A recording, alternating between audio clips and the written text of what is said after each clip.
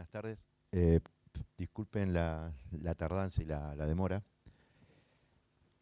La verdad que creo que los que estamos todos acá tenemos amigos, amigos personales, amigos íntimos.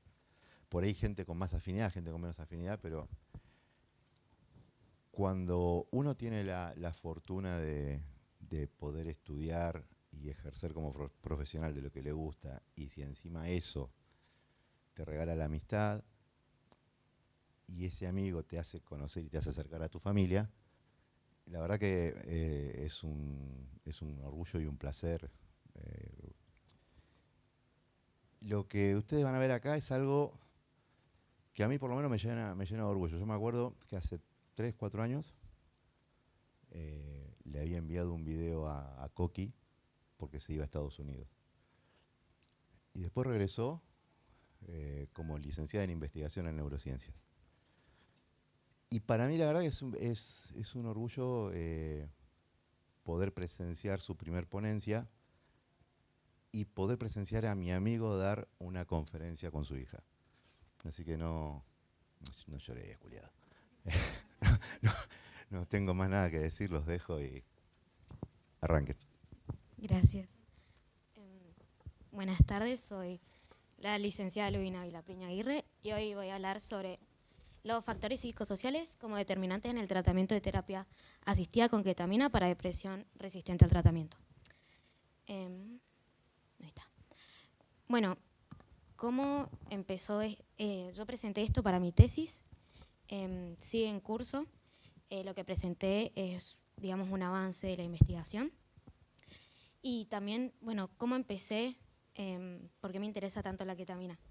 En 2022 tuve la oportunidad de asistir a la masterclass de Stephen Stahl y ahí supe que era la ketamina y la verdad que me voló la cabeza porque no funciona como cualquier antidepresivo y la rapidez con la que funciona y, por ejemplo, acá podemos ver todos los mecanismos y estos mecanismos no funcionan por separado, o sea, funcionan por separado pero al mismo tiempo. Y por qué, bueno, funciona también para la depresión y tiene cierto como aspecto para la neuroplasticidad y demás, es porque todos estos circuitos, estos mecanismos en realidad, todos estos llevan a la síntesis de proteínas. Y eso, bueno, lleva a que varias cosas se desinhiban y, bueno, la producción de neuronas y demás. Y bueno, ahora sí que esa es como introducción, y ahora voy a hablar de cómo el apoyo social percibido y el estrés percibido determinan el éxito o la mejoría de la depresión en pacientes con depresión resistente al tratamiento que están haciendo terapia con ketamina. Creo que la mayoría que ve pacientes sabe que el estrés y el apoyo social son claves para potenciar o mitigar el éxito del tratamiento. Acá se puede ver, si uno está súper estresado, tiene demandas abrumadoras, una sobrecarga emocional y demás, eso hace que el tratamiento no vaya también como uno espera. A veces los pacientes terminan el tratamiento debido a ese estrés, nunca llegan a completarlo. Y después el apoyo social, mientras más apoyo social uno tiene de los familiares, de los amigos, de la pareja, eso todo ayuda para que el paciente pueda completar el tratamiento.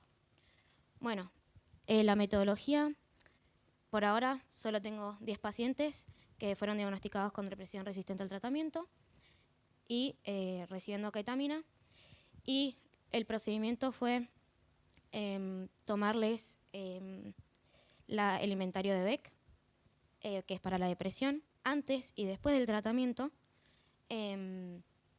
y después el estrés y el apoyo social antes de iniciar el tratamiento.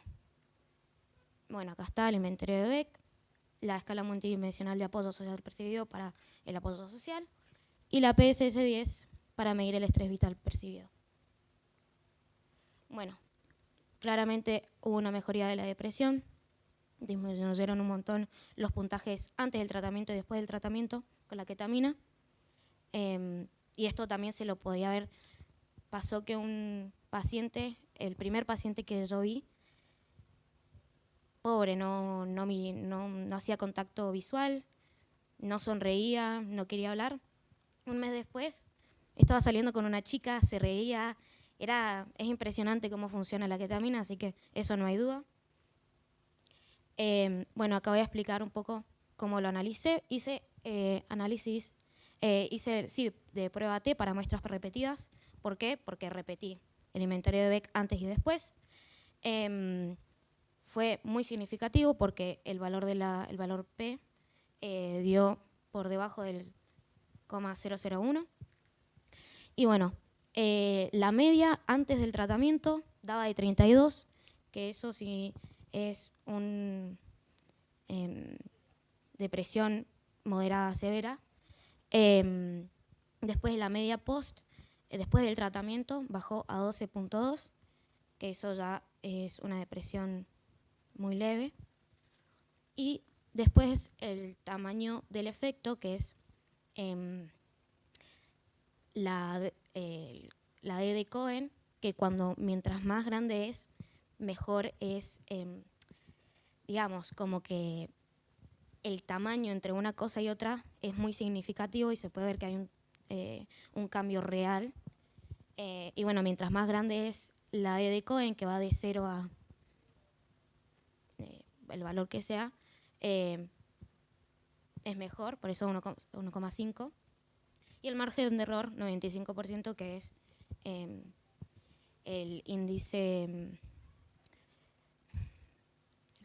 me sale en inglés, pero es más que nada, si te da por arriba del 90%, es que se puede confiar en la estadística, que está bien hecho y que los datos son verdaderos. Si te da menos de 90, algo pasa.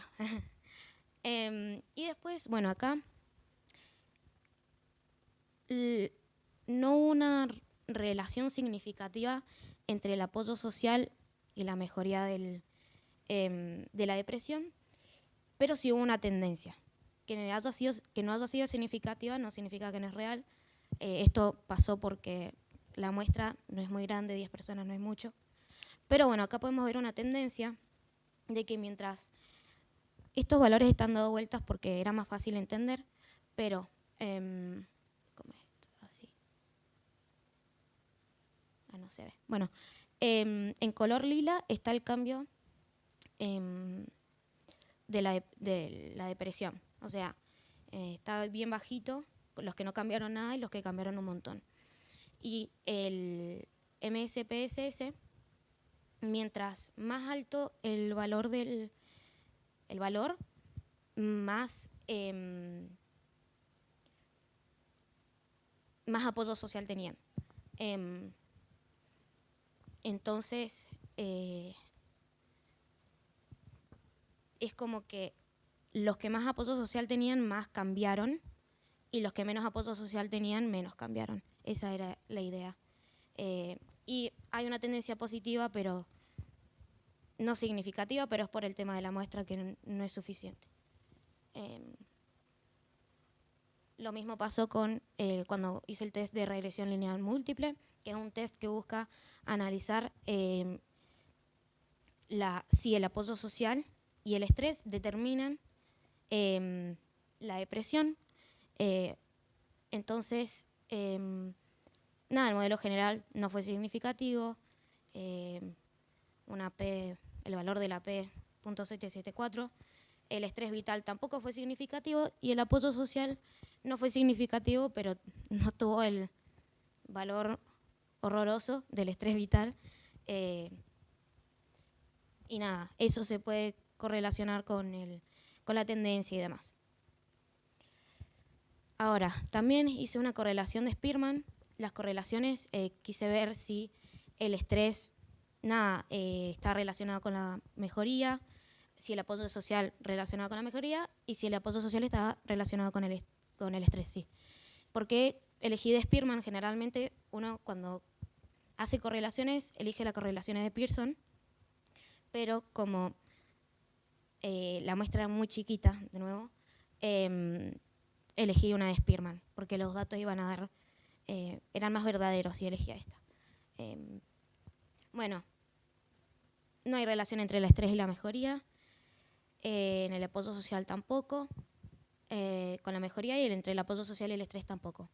De todos modos, acá, pues, esa P en cursiva, mientras más cerca del 1 está, más significativo es.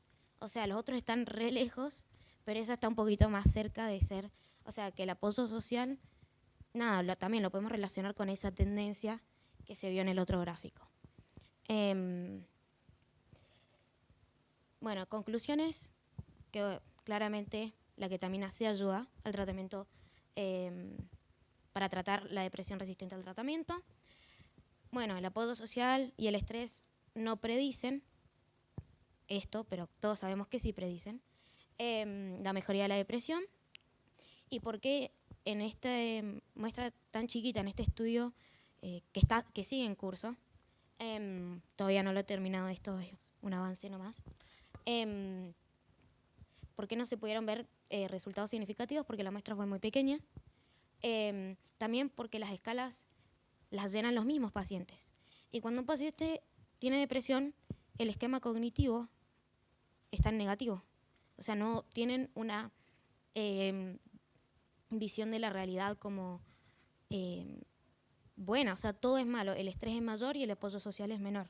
Entonces, para ellos, porque ellos como ven así la vida. Pero con la ketamina, esto se cambia, primero porque, bueno, todo lo de la síntesis de la proteína promueven todo eso para aliviar ese esquema cognitivo negativo, como que yo creo, o sea, lo ayuda mucho más que cualquier antidepresivo normal. Entonces, nada, esa es una limitación, que estaría bueno que esas escalas autoinformadas sean antes y después del tratamiento, no solo antes como lo estoy haciendo yo, por ese mismo tema, por el esquema cognitivo negativo. Y nada, más adelante otros estudios tendrían que hacer eso, dar las medidas, las escalas antes y después del tratamiento, para poder ver realmente el cambio que tiene la ketamina cognitivamente, pero también la depresión, cómo afecta el esquema cognitivo de la persona. Oh. Bueno, gracias.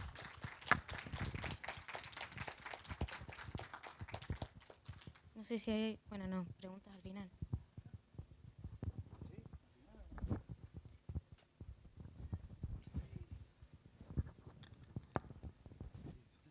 ¿Esto cómo se apaga?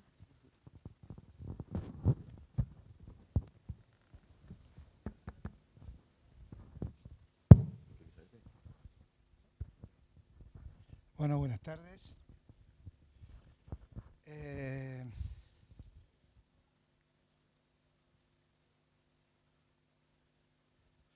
Mira vos, te puse vos nada más. Bueno, primero agradecerles a todos que estén y bueno, fundamentalmente a Carlos, un tipo que no parece, pero es sensible, tiene emociones así, sí. No, realmente le estamos muy agradecidos, la familia y uno muy personalmente, además de la Coqui.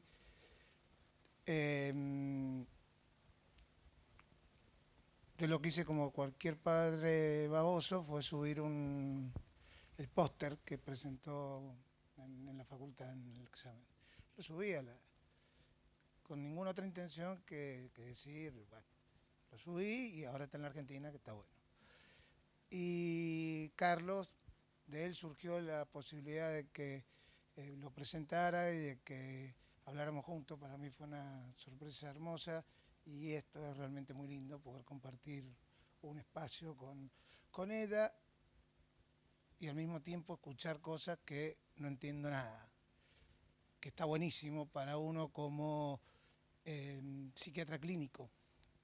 Siempre he dicho y siempre digo a la gente joven que intenten investigar lo más que puedan y que la casuística enorme que vamos teniendo en el tiempo, si investigamos más, investigamos teniendo a alguien que sepa al lado, siempre lo he pensado así, ahora gracias a Dios está mi hija, pero siempre he pensado que el gran tema sería que uno tuviera a alguien que sepa procesar los datos, la casuística que nosotros vamos teniendo, porque es un N enorme que nos puede dar muchísimos resultados, digamos, exitosos y gratificantes si sabemos cómo procesarlo y demás. Fíjense que hasta el tema que planteaba con respecto a lo no significativo del estrés y del apodo social, Carlito me decía en chiste, creo, pero me dice, el apodo social no sirve para nada en la depresión. En realidad es en chiste, imagino, porque lo vemos todos los días en la práctica. Ahora, lo interesante del planteo es que no hay muchos estudios que trabajen sobre esto. No hay estudios metodológicamente serios que trabajen, aunque parezca raro, sobre los determinantes psicosociales en la respuesta al tratamiento en una depresión refractaria, por ejemplo. Todos sabemos que es así, o sea, que realmente influye mucho que haya familia, que hayan referentes afectivos, que los recursos económicos sean mayores. Pero la evidencia como evidencia no es tan significativa, porque no hay tantos estudios que se hagan sobre eso. En el tiempo estamos hablando, ¿no? Una cosa implicaría lo que podemos evaluar como respuesta al tratamiento en corto periodo de tiempo y otra la estabilidad que eso se logre. Entonces, en función del tema que iba a presentar, yo le dije a Carlos que podríamos... sí estaba, mira. Trabajar un poco sobre algunos aspectos que hacen a la resistencia en general en psiquiatría. Lo vamos a focalizar aprovechando lo que planteó Luby en torno a ketamina, lo vamos a focalizar en depresión, pero me parece siempre muy interesante entender dónde estábamos y dónde estamos parados en realidad en relación con la resistencia. Todos hablamos cada 2 por 3 de esquizofrenia resistente, depresión refractaria, trastorno obsesivo compulsivo refractario al tratamiento. Y a veces no hacemos hincapié en lo que está llevando o lo que está generando esa resistencia. Uno de los aspectos que probablemente más me preocupan a mí desde lo sanitario es hasta qué punto nuestras intervenciones influyen o no para generar esa resistencia. Ahora lo vamos a ver. ¿Por qué? Como hay una diapo enseguida, porque la epigenética existe. Si nosotros, hablo de nosotros, no solamente los psiquiatras, los médicos en general, no diagnosticamos adecuadamente, no abordamos adecuadamente ni elegimos el tratamiento correcto, esas primeras intervenciones y las que le siguen son las responsables del cuadro que yo estoy viendo ahora. Este cuadro de este paciente grave, severo, refractario, ¿sería el mismo que fue al comienzo? ¿Tiene la misma característica? Los que ya estamos más viejos y vemos pacientes hace mucho tiempo y estamos viendo pacientes en donde somos tercero o cuarto psiquiatra, ya no sabemos muchas veces qué estamos viendo. Por lo menos me pasa a mí. La ausencia de marcadores biológicos ayuda, pero también, estoy totalmente convencido en eso, las diferentes intervenciones, más la no adherencia y todos los demás factores, también van a influir en lo distorsivo que se pueda presentar un cuadro con respecto a otro. Hablamos ahora de que la esquizofrenia que tratamos ahora no es la de hace 30 años, ¿verdad? Tal cual. ¿Qué pasó en el medio? Pasó la epigenética. Y la epigenética, para mí, ¿no? Y la epigenética no tiene que ver solamente con la influencia de vivencias psicotraumáticas, infancia, adolescencia, sino también con lo que hacemos. Los trastornos mentales, la gran mayoría, empiezan entre los 15 y 25 años. Cerebro vulnerable y en crecimiento. Cuando yo entré a la residencia me decían, una sertralina no se le niega a nadie. Bueno, hoy se la negamos a todo lo que se la podemos negar. ¿Por qué? Porque esa fluoxetina o esa sertralina que da el médico clínico, por ejemplo en el caso de la fluoxetina para bajar de peso, sin preguntar antecedentes de ningún tipo, ni meterse en todo lo que implica la historia o biografía de esa persona, hoy sabemos que favorecen la refractariedad, no solamente que se puedan desencadenar otro tipo de cuadros, sino que favorece la refractariedad a los distintos abordajes. Una de las primeras revoluciones, o la primera revolución probablemente, mi viejo decía que era la segunda, en el campo de la psiquiatría tuvo que ver con que surgieran los antipsicóticos típicos. Esos antipsicóticos típicos, ¿qué permitieron? También lo decía mi viejo, decía, a la industria uno le puede reclamar varias cosas, pero tiene muchísimo para agradecerle. Esos pacientes que dos veían, mi papá hizo la mitad de su carrera, no, un poco menos, sin psicofármacos. Por lo tanto, todos los tratamientos, esos que nos cuentan las páginas de los libros cuando hablan de la historia de la farmacología, mi viejo nos lo contaba a nosotros. Absceso de trementina, las hipoglucemias o el coma insulínico, terapia electroconvulsiva. Al comienzo hacían la anestesia de dedos como podían. Entonces, realmente fue una revolución. ¿Por qué? Porque mi papá decía, esos pacientes que estaban confinados, realmente que estaban en una situación en ese momento manicomial, porque no había posibilidad de respuesta de ningún tipo, él decía, hoy están haciendo la cola en el supermercado con nosotros. A ese punto, o en ese punto tan importante, se muestra lo revolucionario que fue el tener antipsicóticos para su utilización. Al mismo tiempo que empezaron a utilizarse, empezó la refractariedad. Al poco tiempo del primer uso de antipsicóticos ya se empezó a hablar de resistencia al tratamiento, por ejemplo, en el caso de esquizofrenia. Y esa refractariedad, como les dije recién, atraviesa toda la psicopatología. Ahora, ¿son realmente refractarios los cuadros? En el caso de la depresión, muchos de esos cuadros no son realmente refractarios. Los llamamos refractarios, ya lo vamos a ver, porque no responden al tratamiento farmacológico, porque esa respuesta en parte está atribuida solamente a la existencia del fármaco, también al hecho de que no haya podido realizar un diagnóstico adecuado y demás, pero ya le ponemos el mote de resistente. Y cuando le ponemos el mote resistente, eso lleva a que empecemos, entre comillas, a jugar con las posibilidades terapéuticas. Que no responden 20 a 30 días, dale cambio al antidepresivo, ya pienso en un atípico y dejo de ver muchísimos otros factores que son absolutamente esenciales para la respuesta al tratamiento. El diagnóstico es un constructo de depresión, de esquizofrenia, de las enfermedades nuestras en general, es un constructo, pero el tratamiento también es un constructo. Y es un constructo que yo hago en función de diseñarlo. El médico psiquiatra hoy ya no es solamente un prescriptor de fármacos, no lo es. Ese lugar muchas veces lo ocupamos porque nos hacemos cargo de dónde quieren que estemos, pero no es la realidad o no es lo que debemos buscar. Nosotros somos especialistas en diagnosticar y en diseñar tratamientos.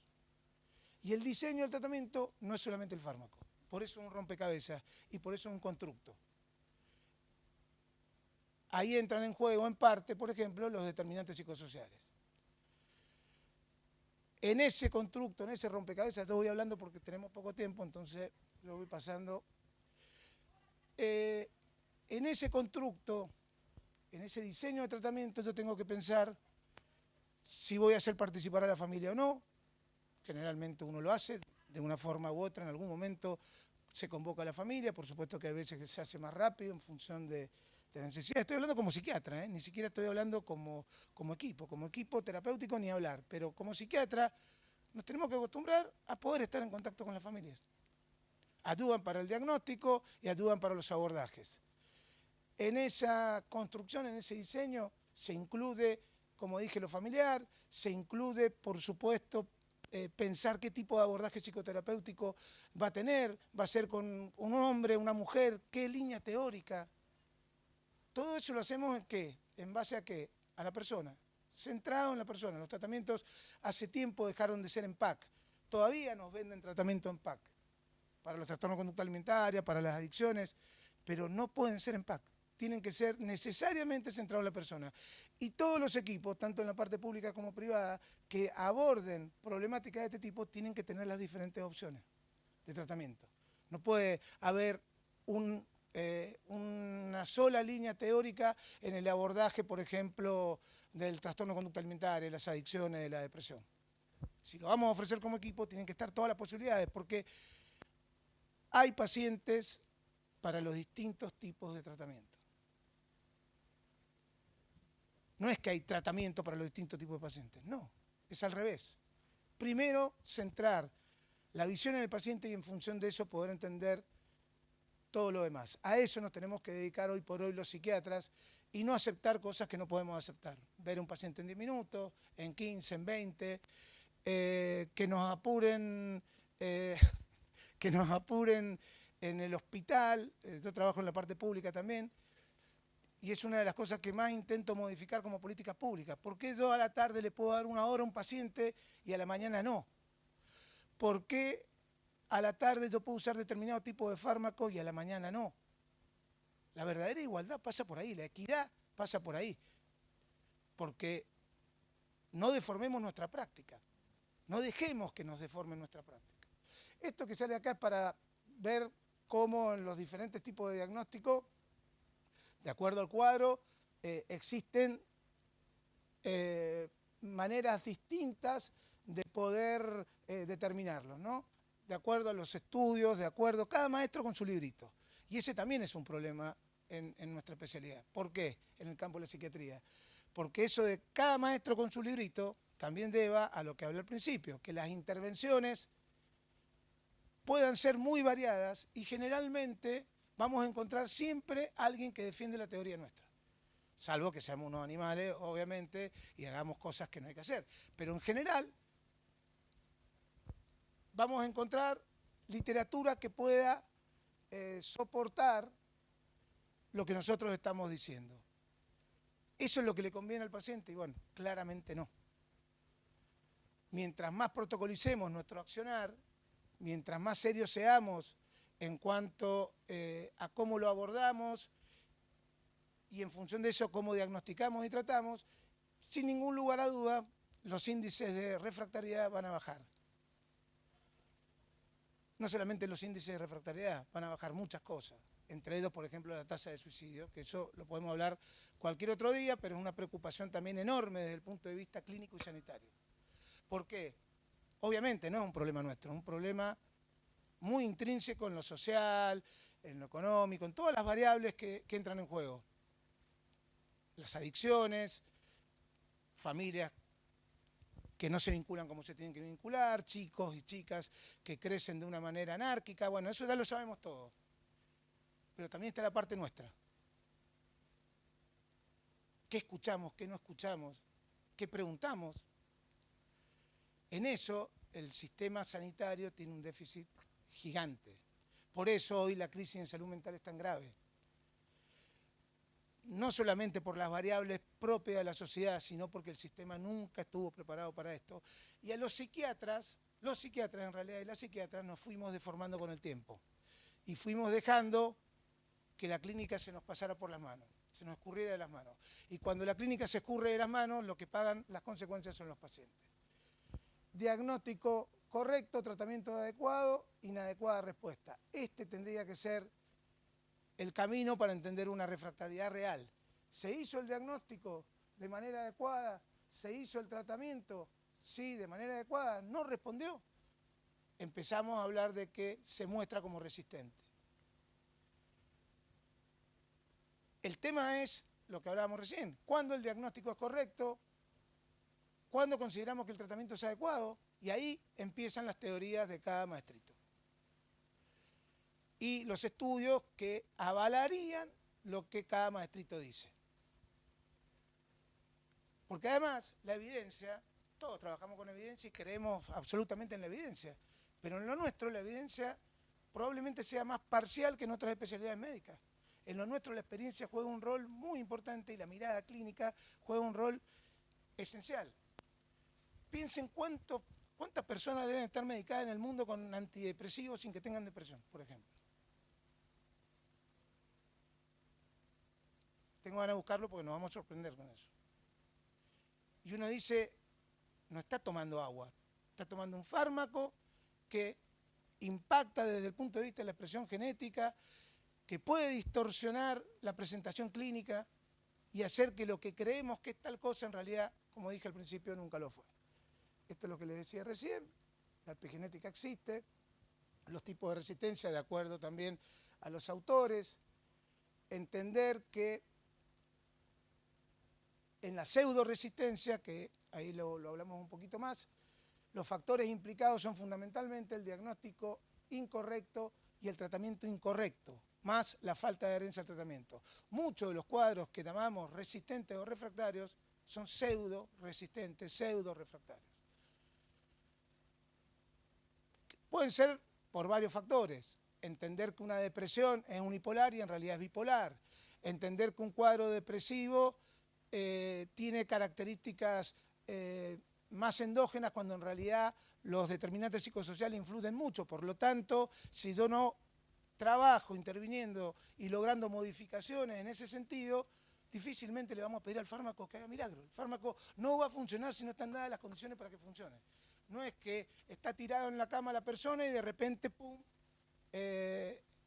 la clomipramina, el litio, la clozapina, lograron que esa persona empiece a reinsertarse en el mundo. No lo hacen los fármacos así. Lo que necesitamos es generarle las condiciones. De eso se trata el diseño de tratamiento que hablábamos antes y también, ese diseño de tratamiento va a venir de la mano de un diagnóstico adecuado. Bueno, ¿cuántos preguntamos esto para cuando alguien tiene un cuadro refractario? ¿Cuántos preguntamos o nos preguntamos qué está pasando en el cuerpo de esa persona, por lo cual pueda no existir la respuesta que nosotros buscamos?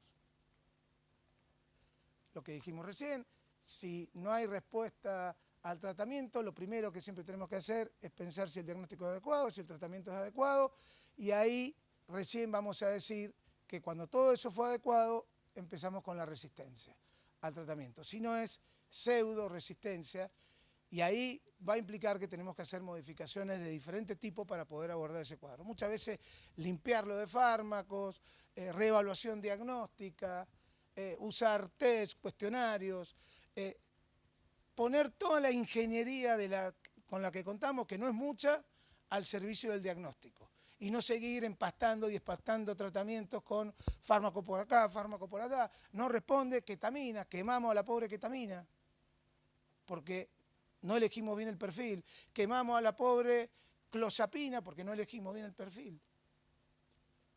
Y vamos quemando pacientes, además. Y sí. No te enojes. Además, una autocrítica, no una crítica. Yo fui el primer perdigonero de Mendoza, en la residencia. En Mendoza le decimos perdigonero al que, por los perdigones, ¿no? Al que medica un fármaco para cada dominio sintomático. Con el tiempo y aprendiendo nos damos cuenta que eso no va. Tampoco va la monoterapia.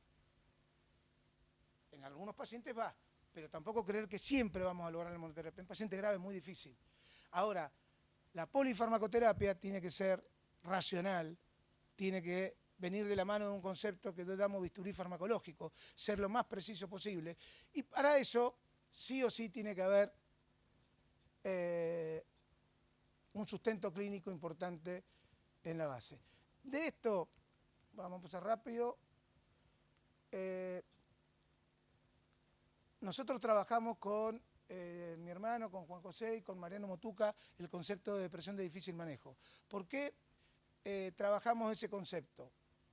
Porque nos preguntábamos siempre en los ateneos o en las charlas de café dentro del mismo consultorio si esos cuadros depresivos refractarios de los que muchas veces hablábamos realmente lo eran.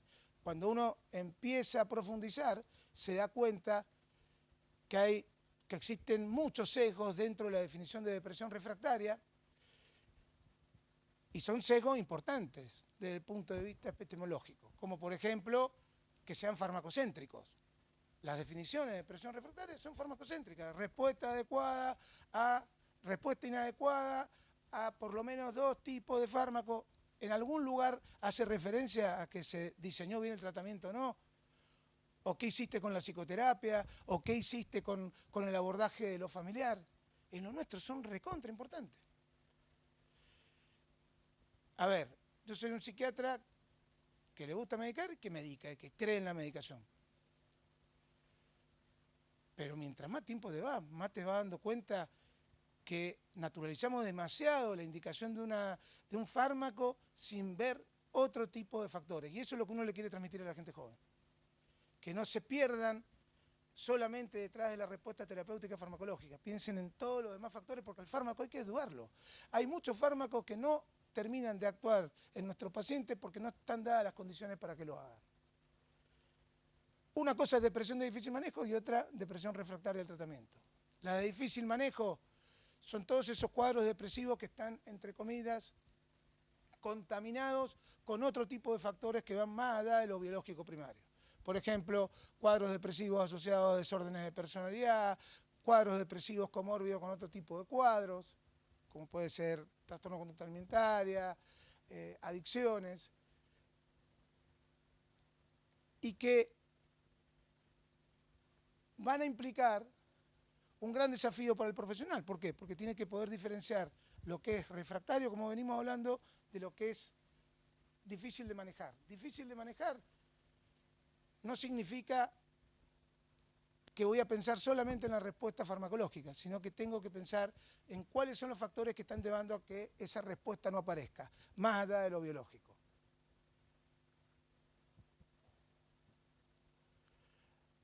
Esto que decía antes, las definiciones son de las más amplias que pueden existir.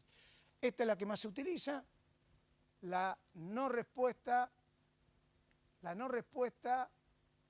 a al menos 2 esquemas adecuados con dosis, duración y compliance con antidepresivos de diferentes o que actúan en diferentes circuitos. Esta es la que más se utiliza en investigación, por ejemplo, y es la que en general más usamos. Ahí está el sesgo del que le hablaba. Solamente hace hincapié en lo farmacocéntrico. Por lo tanto, esta figura binaria de sí o no se intenta aliviar con la utilización de modelos más dimensionales, que deben entender un poco más cómo está constituida esa refractariedad. Eso en la práctica lo podemos hacer. Obviamente van a implicar un mayor tiempo utilizado en la atención de esa persona y eso muchas veces es lo que no queremos que pase, pero lamentablemente los pacientes graves son así. Requieren de mucho tiempo y requieren de mucho cuerpo. Cuerpo del profesional, del psiquiatra, cuerpo del equipo y cuerpo a cuerpo. Es lo que me gasta el Lisandro siempre, el celular para arriba y para abajo, las urgencias, uno es el médico de cabecera, básicamente hoy por hoy de los pacientes, el psiquiatra se ha transformado en eso. El atender esas urgencias, el resolver situaciones de conflicto, el que sea, entre turno y turno, es ponerle el cuerpo. Vamos a pasar a esto. Hoy sabemos que la remisión no es el objetivo es la recuperación funcional en la depresión. Recuperación funcional implica que está sintomático y que la persona vuelve a funcionar como antes de que enfermara. Es decir, desaparece un síntoma nuclear de la depresión, que es la cualidad distinta. A eso tenemos que llegar. Si no logramos la recuperación funcional con dos tipos de tratamiento, porque cuando hablamos de recuperación funcional ya estamos incorporando toda una serie de elementos que anteriormente no lo incluíamos en la definición. Cuando no logramos la recuperación funcional con dos tipos de antidepresivos, en el contexto de un abordaje mucho más abierto, ahí vamos a hablar de depresión resistente. Lo de los diagnósticos erróneos, que ya venimos hablando, quiero ir. Acá están los factores implicados en la depresión refractaria primaria, cómo impactan en el neurometabolismo y esto que decía de la expresión clínica también. Algo que diferentes autores pueden decir, uno lo ve en la práctica. En torno, básicamente, a lo que decía al comienzo, ¿no? ¿Hasta qué punto influyen nuestras intervenciones? ¿Tenemos dudas con respecto al diagnóstico? ¿O no responde? Reevaluación completa. Mirar la historia clínica, escribir en la historia clínica. Parece una tontería lo que estoy diciendo, pero es real. Escribir. ¿Por qué? Porque va a pasar un tiempo en que puede no haber respuesta y vamos a tener que reevaluar esa historia clínica. O van a haber recaídas y después de años que anda bien y vamos a tener que volver a ver esa historia clínica. Si nosotros la llenamos como lo debemos hacer, con, no solamente con los criterios adecuados, sino con toda la información que se necesita, estamos ganando un tiempo enorme en el abordaje. Permanentemente, cuando un paciente es refractario, ¿qué hago? Nosotros tenemos historia clínica digital, bajo y me pongo a leer toda la historia. Eso lleva tiempo, sin ningún lugar a dudas, pero hay que hacerlo porque algo pasó que ese paciente se transformó en refractario al tratamiento. Del tratamiento, lo único que vamos a ver es esto.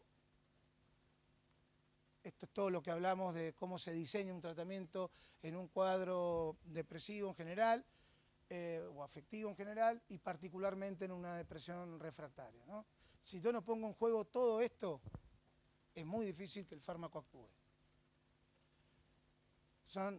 Estos pacientes graves son el campo ideal para un abordaje de acompañamiento terapéutico, por ejemplo, muchas veces, que nos va a permitir que estas estrategias las podamos llevar adelante. En depresión refractaria,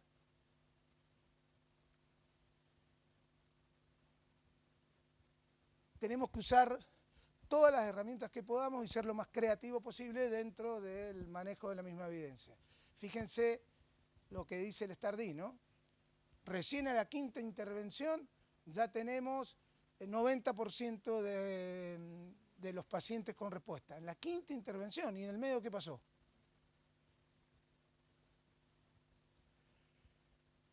La elección del tratamiento psicofarmacológico, obviamente, requiere de una lectura fina de la, como dije, la historia clínica, pero también de entender qué tipo de fármaco vamos a utilizar. En ese contexto, lo primero que siempre tenemos que pensar es la optimización de dosis del fármaco, cambiar otro fármaco con acción antidepresiva, combinar antidepresivos, asociar antidepresivos a otro tipo de agentes o combinar antidepresivos con otras terapias biológicas, por ejemplo, TEC o por ejemplo, ketamina. Si voy a combinar antidepresivos, tener en cuenta todos estos aspectos. Y acá les traigo algunas combinaciones que uno utiliza en la práctica. Después se las paso. En realidad lo que uno tiene que saber es que no tiene que utilizar los mismos mecanismos, que tiene que actuar sobre mecanismos diferentes y que tiene que entender claramente cómo es la interacción entre los fármacos, ¿no? Desde el punto de vista de un buen manejo de su metabolización, del conocimiento de su metabolización, por ejemplo. Que citocromo P450 lo metaboliza y demás. Ahí tenemos otras combinaciones. Esta es milagrosa, tranilcipromina más amitriptilina y nortriptilina. Se usa muy poco, pero se usa muy poco porque no enseñan a usarla en realidad. Creo que somos pocos los que la usamos y se le termina teniendo miedo. ¿Por qué? Porque es un IMAO. No va a ser que... Los IMAO son fármacos muy seguros cuando tomamos los recaudos que hay que tomar. Y esta asociación con amitriptilina o nortriptilina, no con ningún otro tipo de antidepresivo, ni con ningún otro tipo de tricíclico, con esta es tremendamente potente. Para los cuadros endógenos refractarios es absolutamente válida. Nosotros la seguimos usando en Mendoza, Chepo y Do básicamente. Se empieza con dosis bajita de los dos, por supuesto que hay que hacer limpieza previa, y se va titulando la dosis. En pacientes muy graves, donde se dan cuenta que es depresión refractaria del tratamiento primaria, realmente lo es una combinación realmente buena, válida. Y además los pacientes la toleran bien, porque mientras más graves son los cuadros, los pacientes mejor toleran los fármacos, digamos, más potentes, ¿no? Esa es una realidad. Más grave desde el punto de vista del endógeno. Ahí tenemos otras combinaciones más. Dijimos optimizar dosis, combinar o potenciar.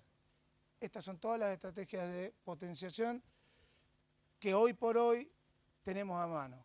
Lamentablemente no tenemos el SAMe, sulfaenoxime-metionina, no está más en la Argentina hace tiempo, era fantástico. Y esto para terminar. Ahí está el consenso que hicimos, que nos convocó Alejo Corrales en el 2020 sobre depresión refractaria del tratamiento, cuáles son de primera línea como potenciadores, segunda línea y tercera línea. Ese consenso estuvo realmente bueno porque consensuamos en serio, porque hay varios que están en segunda línea que para mí tendrían que estar en primera línea, pero bueno, el que no junta los votos no gana.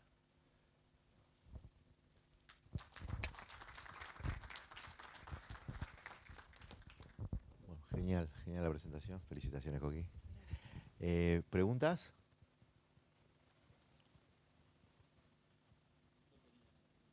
Qué molesto.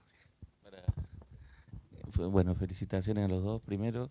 Y después quería preguntar a la licenciada, en realidad, si dentro de lo que consideran como factores protectores o si esta escala que se usa para medir previo al inicio, después los deja o permite en el análisis posterior dividirlo por dominio o más cualitativamente para saber si hay algún factor protector en particular que tiene un impacto mayor que el resto, o si está más cuantitativo y no tan cualitativo.